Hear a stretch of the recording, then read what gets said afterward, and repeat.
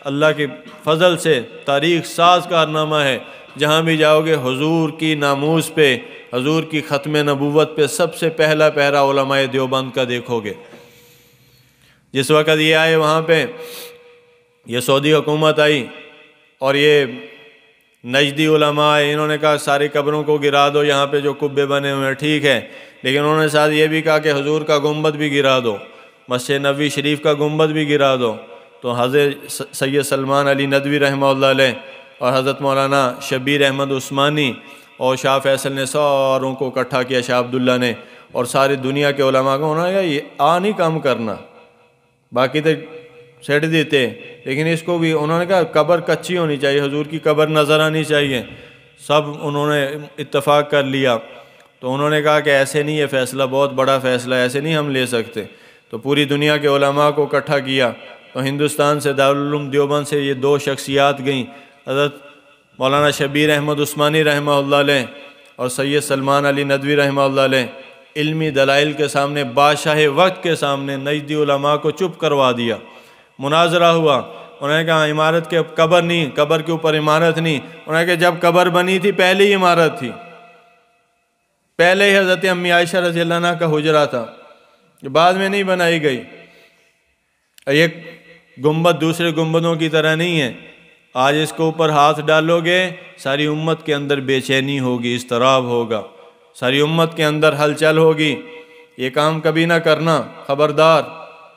ایسے علمی دلائل پیش کیے، نجدی علماء لاجواب ہو گئے۔ بادشاہ نے کہا جواب دو اس کو، ہندی کو جواب دو، کسی نے جواب نہیں آیا۔ اس نے کہا حضور کا یہ سبز گنبد کل بھی جگمگاتا تھا، آئندہ کے لیے بھی یوں ہی جگمگاتا رہے گا، آنکھوں میں دلوں میں ہمیشہ حضور کی محبت کے پھول اگاتا رہے گا، حضور کی ختم نبوت کی خوشبو سے مشام جان کو معطر کرتا رہے گا، حضور کے امت کے پروانوں کے دلوں کے اندر یہ حضور کا مبارک گنبد، یہی تو ایک نشانی ہے حضور صلی اللہ علیہ وسلم کے روضہ اطہر، یہ موجود رہے گا، اس کو نہیں گرایا جا سکتا۔ یہ وہاں کا قانونی آرڈر بادشاہ نے پاس کر دیا، اس نے کہا نہیں ڈگانا ہے، وہ آج تک قائم ہے۔ علماء دیوبند کے پیچھے علمی دلائل ہیں، ان کی قربانیاں ہیں، ان کا اخلاص ہے، ان کی للہیت ہے، ان کی راتوں کے اٹھے ہوئے ہاتھ ہیں، اللہ کے سامنے آنسو بہائے ہوئے اور اللہ کو فریادیں کر کر کے منا کے، اور اس طرح انہوں نے شکست دی۔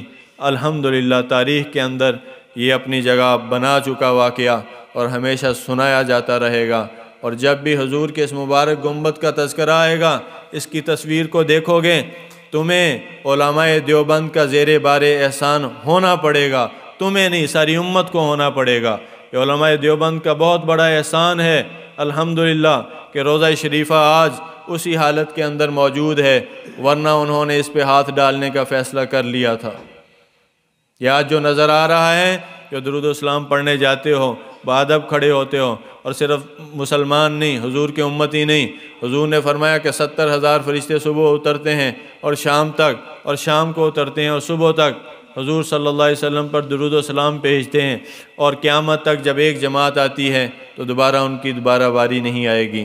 حضور نے فرمایا یہ وہ جگہ ہے، یہ حضرت امی عائشہ رضی اللہ عنہ کا حجرہ ہے، یہیں پہ حضرت شیخین حضرت سیدنا ابو بکر صدیق، حضرت سیدنا عمر فاروق رضی اللہ عنہما یہیں پہ دفن ہے، حضرت عیسیٰ علیہ السلام کو یہیں پہ دفن کیا جائے گا، اور حضور نے فرمایا قیامت کا دن ہوگا، سب سے پہلے میں اٹھوں گا، مجھے نکالا جائے گا قبر سے، اور پھر میں اپنی قبر سے ظاہر ہوں گا، باہر نکلوں گا، اور میرے دائیں ابو بکر ہوں گے، بائیں عمر ہوں گے۔ یہ حضور صلی اللہ علیہ وسلم اس شان سے نکلیں گے اپنے روضہ پاک سے، اور حضور نے فرمایا کہ بلال میری قدموں سے اذان دیتا ہوا اٹھے گا، اس کے بعد حشر ہوگا۔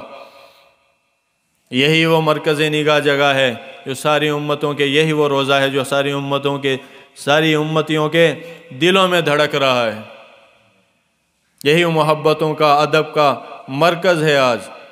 مسلمان جہاں بھی ہو دنیا میں، لیکن اس کا دل ہمیشہ مدینہ میں جا کے دھڑکتا ہے، روضہ پاک پہ جا کے دھڑکتا ہے۔ تو اس لیے محترم عزیزو، یہ ہمارے بڑے علماء کے وہ کارنامے ہیں، عظیم کارنامے ہیں کہ جن کو تاریخ میں ہمیشہ سنہری حروف سے لکھا جائے گا۔ اللہ تعالی ہم سب کو ان